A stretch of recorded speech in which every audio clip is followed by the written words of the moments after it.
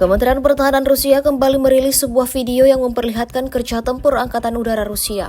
Rekamannya diunggah di akun Telegram ET Moderasia pada Sabtu 31 Agustus 2024. Penyerangan yang dilakukan Angkatan Udara Rusia tak memberi ampun sama sekali pada kelompok musuhnya, seperti yang terlihat dalam rekaman. Awak penerbangan tentara dengan helikopter Mi-28NM melancarkan serangan udara terhadap personil militer dan kendaraan lapis baja Ukraina di perbatasan wilayah Kursk. Serangan dari udara ini diklaim jatuh tepat mengenai sasaran. Militer Ukraina untuk kesekian kalinya dapatkan kerugian total.